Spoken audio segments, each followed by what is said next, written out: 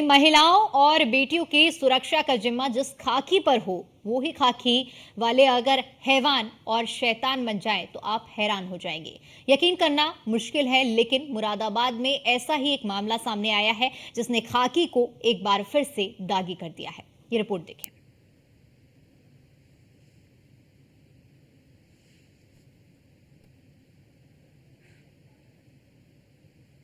तो खाकी को शर्मसार करने वाला मामला सामने आया है। किस तरह से बर्बरता की गई है, प्लास से महिला के नाखून उखाड़े गए। खाकी के वेश में हैवान पति जिसने हैवानियत की सारी हदों को पार कर दिया। जिसने भी इस पटकथा को सुना वो सुनकर हैरान रह गया, परेशान हो गया, क्योंकि खाकी जो लोगों के लिए एक सूचक बनती है, जब किसी को भी कोई परेशानी आती है तो सबसे पहले जहन में एक ही नाम आता है कि पुलिस के पास जाकर पूरे मामले की शिकायत की जाए। लेकिन आप सोचिए कि जब पुलिस के खाकी पहने हुए, पुलिस के वेश में वो व्यक्ति अपने घर में ही इस कदर बर्बरता कर रहा है कि उसकी पत्नी के साथ ही वो हैवानियत हुई है, तो समझिए कि क्या रूप लेगा अब खाकी का, क्या एक अलग ही असर जनता पर पड़ेगा। ये बहुत बड़ा सवाल है।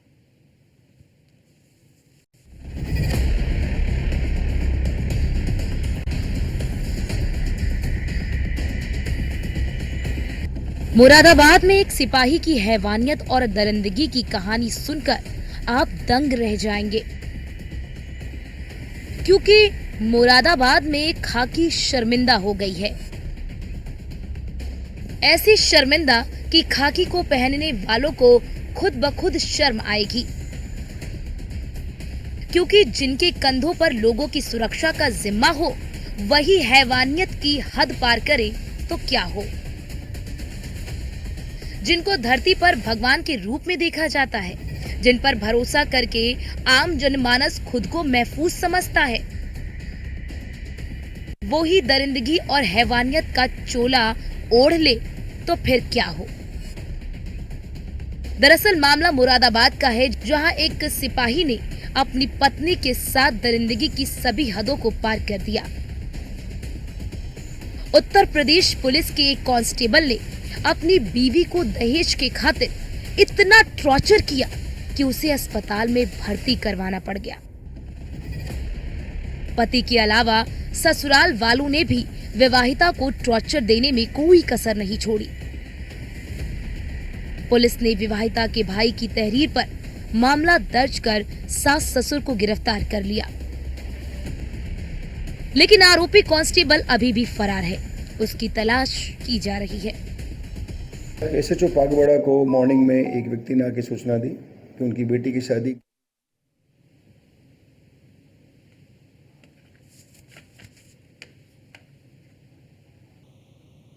और हमारे साथ इसी मुद्दे पर चर्चा करने के लिए डॉक्टर आभा सिंह जुड़ चुकी हैं, जो कि मनोवैज्ञानिक हैं RSRS अस्पताल से। आभा जी, बहुत बहुत स्वागत है आपका। इस मुद्दे पर मैं आपसे चर्चा करना चाहूंगी और समझना चाहूंगी, क्योंकि ये एक कोई ऐसा पहला मामला नहीं है। इस तरह के लगातार मामले सामने आ रहे हैं जब हैवानियत की सारी हदें व्यक्ति पार कर दे रहा है। अब समझिए कि प्लास से नाखून निकाले जा रहे हैं। सबसे पहले तो मैं क्रोनोलॉजी समझना चाहूंगी कि ऐसे आरोपियों की क्या ये मंशा होती है कि इस तरह की वारदात को जब अंजाम देते हैं उनके मन में क्या चल रहा होता है, और क्या एक बार भी डर नहीं लगता? देखिए, अगर हम शुरू से बात करें तो किसी भी एक इंडिविजुअल की जो पर्सनालिटी होती है, अगर हम एक साइकोलॉजिकल वे में बात करते हैं, वो बचपन से बननी स्टार्ट हो जाती है। बचपन एक बहुत एक इम्पॉर्टेंट रोल प्ले करता है किसी भी एक इंसान की उसकी लाइफ की पर्सनालिटी को शेप करने में। और उसमें सबसे ज्यादा महत्वपूर्ण रोल और इम्पोर्टेंट रोल होता है कि आपका घर का एनवायरनमेंट, आपकी पेरेंटिंग किस तरह की हुई है, और यही सब चीजें उसकी पर्सनालिटी को शेप करती हैं, उसके बिलीफ सिस्टम को, उसके मॉरल कोड को और उसके वैल्यूज को, जो वो अपने जीवन में होल्ड करके चलता है। बट वहीं पे अगर किसी भी तरह का ट्रॉमा एक इंडिविजुअल एक्सपीरियंस करता है अपने बचपन में, कोई इमोशनल ट्रॉमा या सेक्सुअल ट्रॉमा, तो वो उसकी एक इंडिविजुअल की रियलिटी को, उसकी सेल्फ रियलिटी को और जो दुनिया के प्रति एक रियलिटी है वो उसको डिस्टॉर्ट कर देता है। बेसिकली वो अपने बचपन में एक्सपीरियंस करते हैं बहुत सारी अनसर्टेनिटीज को, कि अब अगले पल में क्या होने वाला है उन्हें नहीं पता होता है। कब उनके माता पिता की तरफ से किस तरह का व्यवहार होगा या जो भी सब चीज होगी इसके बारे में उन्हें कोई मतलब नहीं पता होता है। और जबकि वो एक बचपन एक जैसे कहते हैं ना कि एक बचपना एक बचपन आपका एक कच्ची मिट्टी होती है, आप जैसे उसे ढालेंगे वो वैसे ढलेगा। अगर आपके बचपन में आपके माता पिता, अगर आपके घर का माहौल, आपकी पेरेंटिंग में किसी भी तरह का कोई भी फॉल्ट है, वो जाहिर सी बात है उस बचपन में उस कच्ची मिट्टी को उसी तरीके से रूप लेगा जिस तरीके से वो अपने बचपन में था।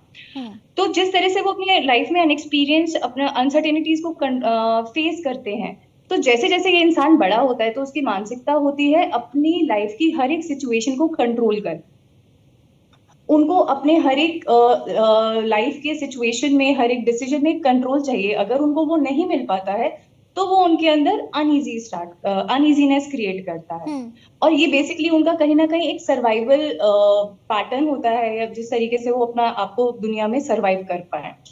वहीं पे ये भी चीज देखा गया है कि जैसे इन लोगों का गुस्सा जो होता है वो बेसिकली दुनिया की तरफ या औरतों की तरफ और उनके शोषण में और उनको कंट्रोल करके वो अपना सर्वाइवल करते हैं कि हाँ मेरा अब इस दुनिया पे कंट्रोल है, मैं कुछ हूँ, मेरा कुछ सेल्फ वर्थ है, मैं कहीं ना कहीं एग्जिस्ट करता हूँ, मेरी कुछ पहचान है।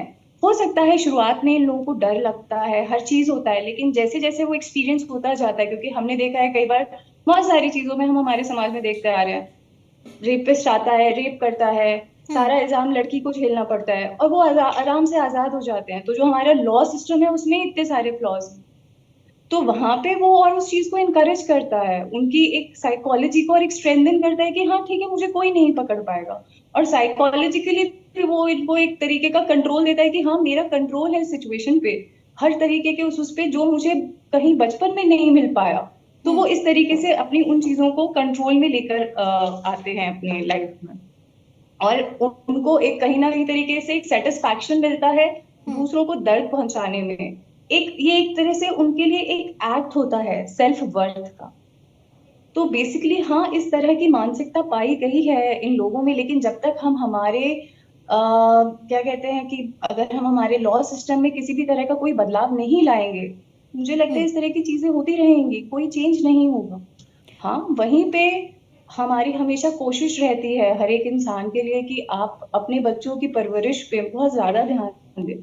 सिर्फ उनको पैदा करना ही हमारा काम नहीं होता है, एक परवरिश भी एक बहुत बहुत बहुत मेजर रोल प्ले करती है किसी भी एक इंडिविजुअल की आगे की बनने वाली लाइफ में। बिल्कुल। डॉक्टर आभा, मैं आपसे ये भी समझना चाहूंगी क्योंकि आपने पूरा जो अभी हमें जिस तरह से जिक्र किया तमाम बातों का, एक और अहम बात है क्योंकि आजकल जो केसेस सामने आ रहे हैं उसमें दरिंदगी की सारी हदों को पार किया जा रहा है। अभी हाल ही में जिस मुद्दे पर हम चर्चा कर रहे हैं, जहां प्लास से नाखून निकाले गए, अगर हम वेस्ट बंगाल का वो मामला देखते हैं जहां पर उस बेटी के साथ कितनी हैवानियत की गई, इन सब चीजों में कितना ज्यादा असर उन वेब सीरीज का, उन वीडियोस का पड़ रहा है जो एक बहुत ज्यादा एग्रेसिव तरीके से दिखाई जाती हैं, क्या उसकी वजह से भी कुछ लोगों की साइकोलॉजी पर कुछ असर पड़ता है या नहीं?